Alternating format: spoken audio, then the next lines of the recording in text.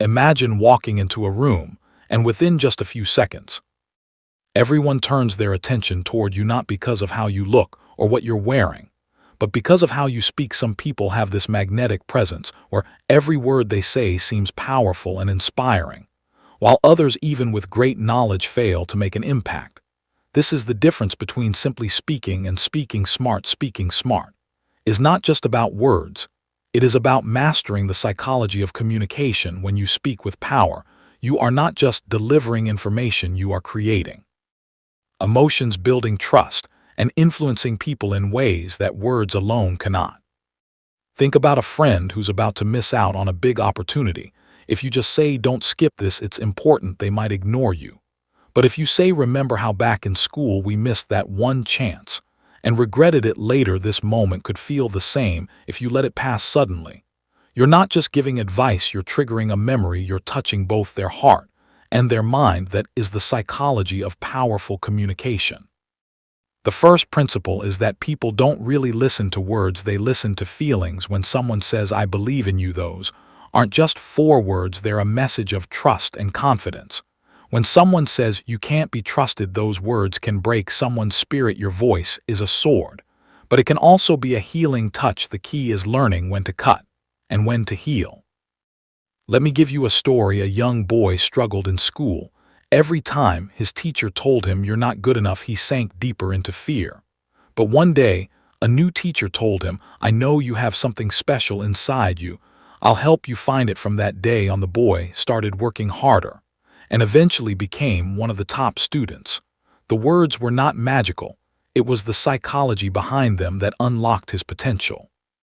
That's why communication is never just about the mouth. Your tone, your expressions, your body language all play a role. Imagine someone says, "I'm glad you're here," but their face looks angry. What would you believe, the words or the expression? Communication is not only verbal, it's the whole package of who you are.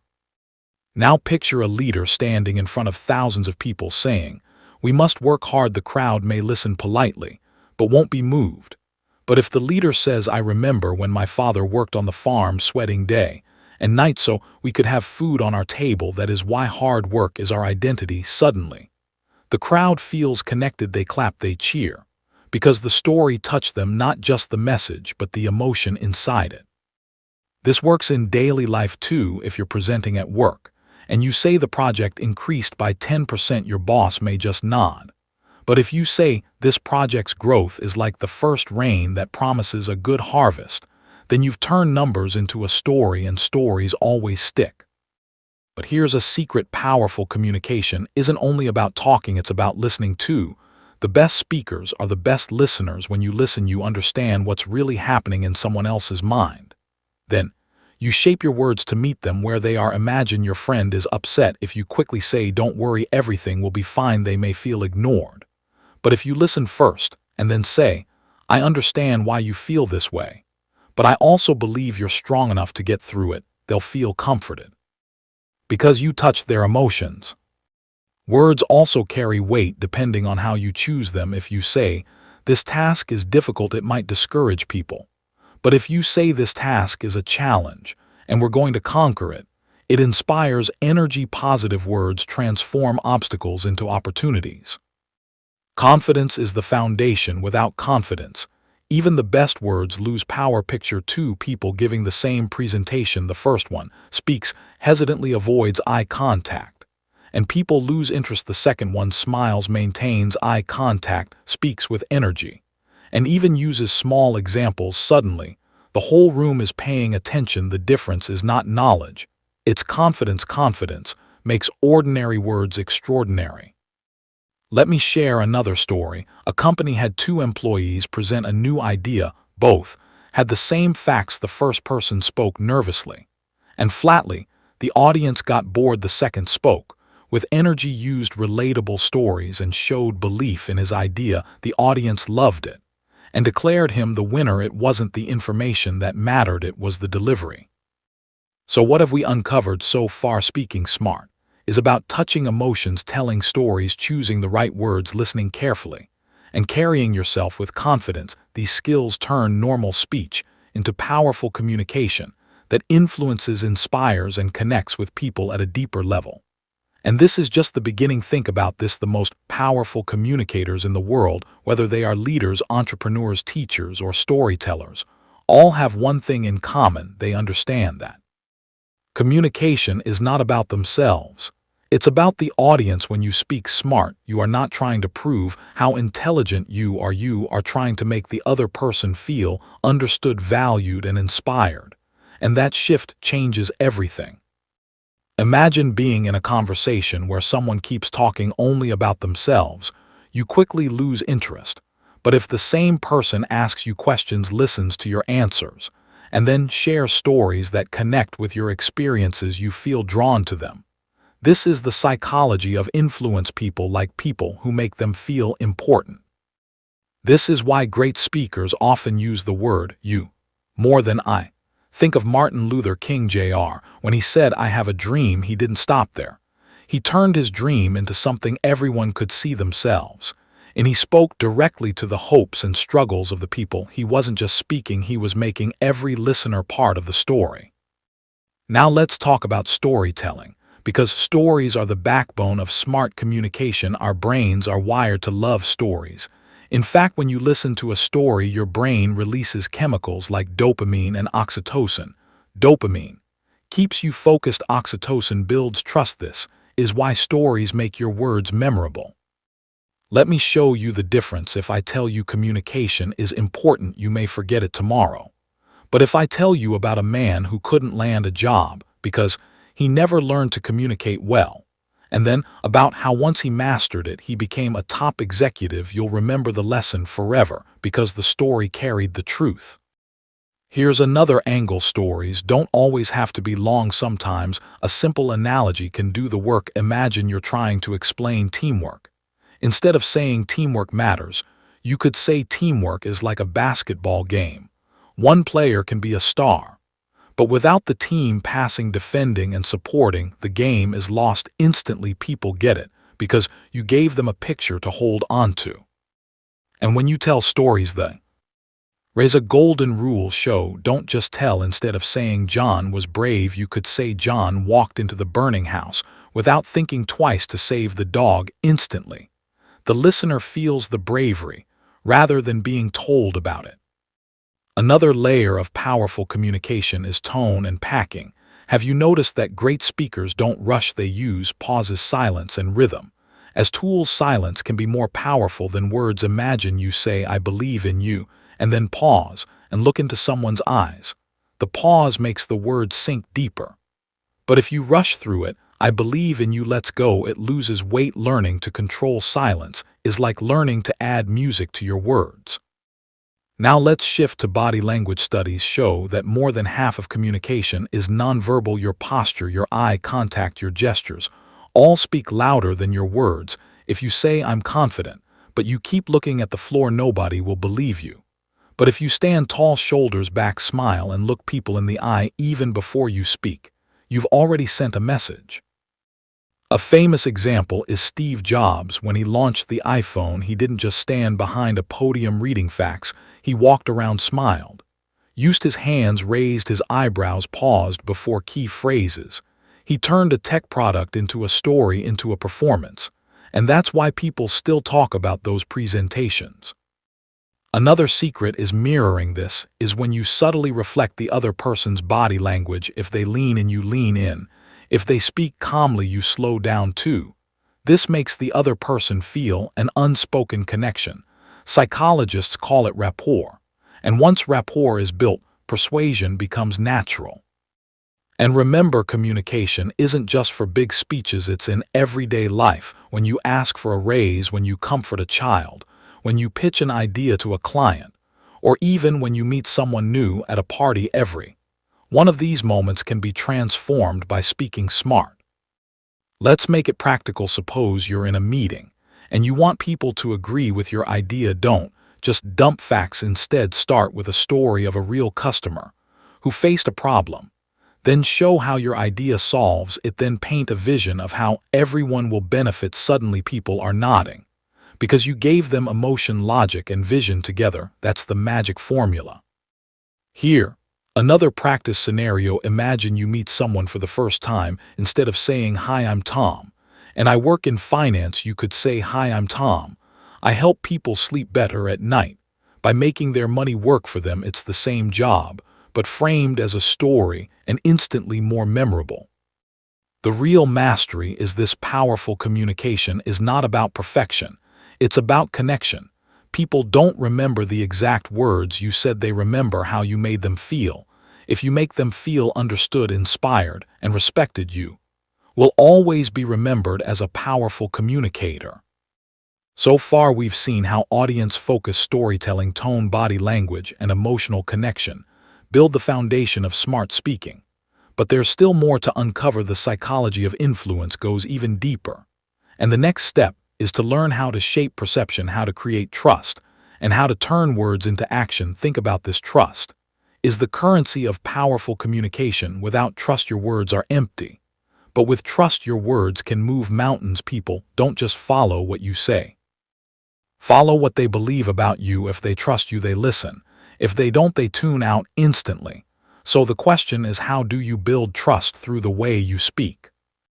One of the first keys is authenticity. People can sense when you're faking it, even if your words are polished. If your intention is selfish or dishonest, the message falls flat. On the other hand, when you speak with genuine belief in what you're saying, the audience feels it. For example, imagine two salespeople. One says, "This product is great, you should buy it." The other says, "I know this product can make your life easier because I've seen how it helped people just like you." The second one feels real because it's not a performance, it's an honest connection. Another way to build trust is consistency. If you say one thing today and the opposite tomorrow, people stop believing you. Think about leaders or managers who constantly change their words without explanation. Their teams lose respect. Now compare that to a leader who sticks to their values. Even in tough times, you may not agree with every decision, but you'll trust their integrity because their communication matches their character. There's also vulnerability, which many people think is a weakness.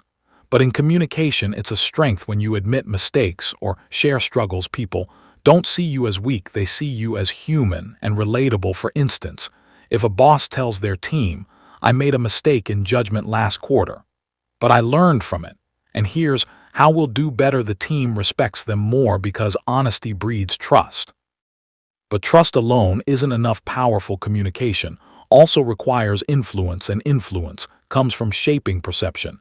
Now, perception isn't about manipulating, it's about framing the way people see a situation. Imagine you're presenting a project that has risks. If you start by saying, "This project is risky," people may panic.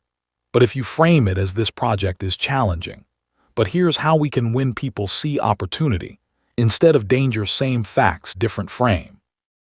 Influence also grows when you use the principle of social proof. People are wired to trust what others already approve of. For example, if you're pitching an idea and you say, "5 other companies have already adopted this strategy," it feels safer for the audience because they see proof in numbers. This is why testimonials, reviews, and case studies work so well. They shape perception. Another psychological lever is scarcity. When something feels rare, it feels valuable. Communication can use this by emphasizing urgency. Instead of saying, "You can join anytime," you could say, "Spots are limited for those who act fast." Suddenly, people feel the pressure to move because scarcity influences decisions. And let's not forget the power of authority. When you speak with knowledge, experience, or position, people naturally lean in. But authority isn't just about titles, it's about how you present yourself. Imagine a doctor who speaks with clarity and calm confidence versus one who stumbles and hesitates. Patients will trust the first even if both have the same degree. Authority is created by competence and communication. Now let's explore how powerful communication can turn words into action. It's one thing to inspire someone, it's another to make them move. And this is where clarity comes in. If your message is vague, people nod. But do nothing. If your message is specific, people know exactly what to do. Instead of saying, "We should work harder," a smart communicator says, "Let's commit to finishing this project by Friday at noon," with each person handling their part. Suddenly, action feels possible because the path is clear. Clarity also means simplifying complex ideas. A common mistake is overloading people with details when the human brain is overwhelmed. It shuts down. But when you break things into simple steps people follow, imagine explaining investing to a beginner. If you dive into technical charts, they'll be lost. But if you say investing is like planting a tree, the earlier you plant, the sooner you enjoy the shade. They get it instantly. Analogies and metaphors turn the complicated into the memorable. Now picture how all these elements combine. Imagine a startup founder pitching to investors. She begins with a story of a real person, struggling with the problem her product solves. She then frames the solution as not just useful, but revolutionary. She adds social proof. By sharing early customer success, she shows urgency by pointing out the limited market window. She communicates with confidence and clarity by breaking down how the product works in simple terms. By the end, investors aren't just interested, they're ready to act, because the communication wasn't just information, it was influence. Everyday life has smaller, but just as important examples. Imagine a parent telling their child to study. If they say you must study or else, the child resists. But if they say remember how proud you felt last time you scored high on your test, I know you can feel that again, with just a little focus, the child feels inspired and takes action. That's powerful communication in action, shaping not just words but behavior. At this point you can see communication is both an art and a science. It's about building trust with authenticity and consistency. It's about shaping perception with framing, authority and social proof. It's about sparking action with clarity and simplicity. But there's one more layer to unlock: the ability to communicate in a way that doesn't just influence people in the moment, but leaves a lasting impact on how they think, feel, and remember you. And that's where we'll go next. Lasting impact. That's the final level of powerful communication, because anyone can speak in a way that makes people nod for a moment. But the real masters speak in a way that people remember for days, weeks, even years after the conversation ends. Think about the great lines of history. Ask not what your country can do for you, ask what you can do for your country. Or I have a dream. These words were spoken decades ago, but they still echo, because they weren't just speeches, they were imprints on the human mind. So how do you leave that kind of impact? The secret lies in repetition, rhythm, and resonance. Repetition means you reinforce your key message in different ways, without sounding boring. For example, if your core message is never give up, you tell a story about not giving up. You use a metaphor about persistence. You close with a personal example about holding on. The brain starts to anchor that message because it hears it multiple times in different forms. Rhythm means the way you structure your sentences, long flowing sentences, to paint a picture, short, sharp sentences, to deliver a punch. Think of a preacher in full energy, one moment soft and poetic, the next moment strong and powerful. The contrast keeps people engaged. Resonance means your message connects to something bigger than the moment when you speak, not just to inform, but to awaken a value like freedom, love, or courage. You plant your words into the deepest soil of the human heart.